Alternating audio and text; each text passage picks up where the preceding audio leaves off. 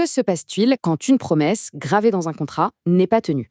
Qui doit payer les pots cassés? Et surtout, comment la loi s'y prend-elle pour déterminer qui est responsable?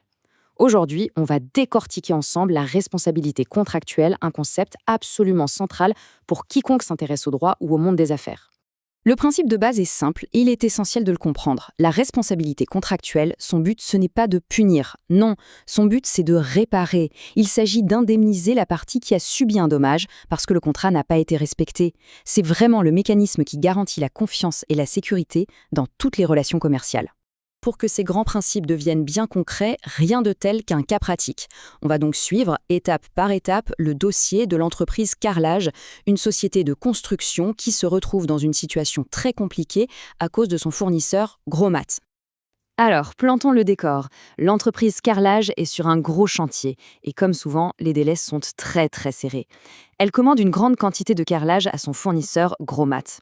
Et pour être sûre de son coup, elle fait inscrire noir sur blanc dans le contrat une date de livraison impérative, le 18 mars.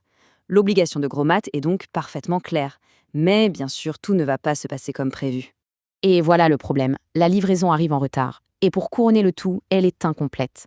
Ce manquement va déclencher une véritable réaction en chaîne pour Carrelage.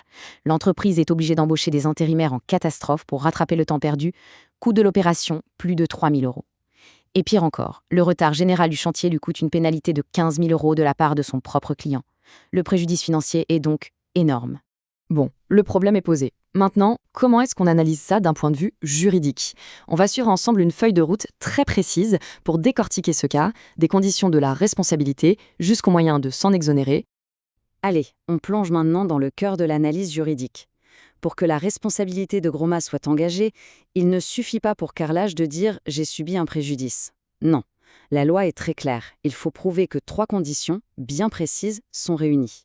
Ce schéma, c'est vraiment la clé de tout. C'est la méthode d'analyse systématique qu'il faut appliquer à chaque fois. On vérifie d'abord l'existence d'un dommage, ensuite on cherche la faute, et enfin, on établit le lien de causalité entre les deux. C'est une grille de lecture universelle pour ce genre de litige. Le dommage, c'est la première condition. Et attention, en matière contractuelle, il a des caractéristiques bien précises. Il doit être financier, certain et surtout prévisible au moment de la signature. Ça, c'est un point fondamental. Par exemple, si Carrelage avait perdu un autre chantier à cause de ce retard, Grosmat n'en serait pas responsable, car ce dommage-là était imprévisible.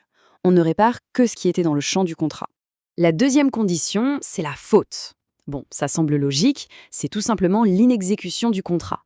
Ça peut être une exécution en retard, défectueuse ou pas d'exécution du tout. Dans notre cas, la faute de Grosmat est flagrante. La livraison n'a respecté ni la date, ni la quantité qui avait été convenue. Et enfin, la troisième pièce du puzzle, le lien de causalité. Il faut démontrer que le dommage est bien la conséquence directe et immédiate de la faute. Ici, le lien est limpide. C'est bien parce que Grosmat a livré en retard que Carrelage a dû payer des intérimaires et a subi des pénalités. Sans la faute, il n'y aurait pas eu de dommage. Attention, on aborde maintenant une distinction qui peut paraître subtile, mais qui est absolument cruciale en pratique. Elle peut changer complètement l'issue d'un procès. C'est la différence entre une obligation de moyens et une obligation de résultat. Et c'est essentiel parce que ça va déterminer sur qui pèse la charge de la preuve. Pour bien comprendre, on peut prendre une image. Le médecin a une obligation de moyens. Il promet de mettre en œuvre tous les soins possibles pour guérir, mais il ne peut pas garantir la guérison. A l'inverse, le transporteur de colis, lui, a une obligation de résultat. Il promet de livrer le paquet à bon port. Alors, petite question pour vérifier si c'est clair. Un avocat qui s'engage à défendre son client, est-il tenu à une obligation de moyens ou de résultat? Eh bien, c'est une obligation de moyens. Il doit tout faire pour défendre au mieux, mais il ne peut évidemment pas garantir de gagner le procès. L'issue dépend de trop de facteurs. Ce qui fait toute la différence, c'est le degré d'incertitude du résultat. Et là, on voit tout l'impact stratégique. Pour une obligation de moyens, c'est à la victime de prouver la faute. C'est compliqué. Mais pour une obligation de résultat, c'est beaucoup plus simple. Il suffit de prouver que le résultat promis n'est pas là. Dans notre cas, Grosmat s'était engagé à un résultat, livré à une date précise. Le simple fait que la livraison soit en retard suffit à faire présumer sa faute. Carrelage n'a rien d'autre à prouver sur ce point. Une entreprise bien conseillée, elle n'attend pas passivement que les problèmes arrivent. Non, elle anticipe, elle gère les risques et elle le fait directement dans le contrat. Le premier outil pour ça, c'est la clause limitative de responsabilité. C'est une façon pour les parties de se dire « Ok, si jamais ça se passe mal, on est d'accord dès aujourd'hui que les dédommagements ne pourront pas dépasser tel montant. » C'est une manière très efficace de maîtriser son risque financier. Autre outil très puissant, la clause pénale.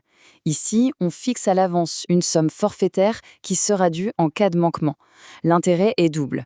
D'abord, ça simplifie l'indemnisation. Pas besoin de débattre pendant des heures du montant du préjudice. Et surtout, c'est une pression énorme qui incite très fortement à bien exécuter le contrat. Et regardez, dans notre cas pratique, on retrouve exactement ces mécanismes. Le contrat de carrelage avec son propre client contenait bien une clause pénale pour le retard, et celui avec Gros Mat, lui, prévoyait une limite de responsabilité. C'est la théorie en action.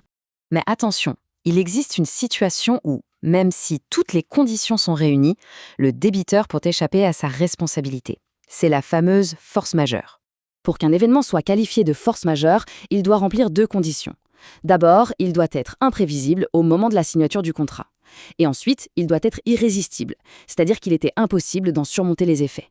Le mot-clé ici, c'est « et ». Les 2 conditions doivent être remplies, ce qui rend cette défense, en réalité, très difficile à prouver. On parle d'événements exceptionnels, comme une catastrophe naturelle, une guerre, pas une simple grève ou des difficultés d'approvisionnement. Allez, pour finir, on va résumer tout ça en une grille d'analyse, un modèle simple et puissant à réutiliser pour n'importe quel cas pratique. Ce qu'il faut vraiment retenir, c'est cette méthode en 4 temps.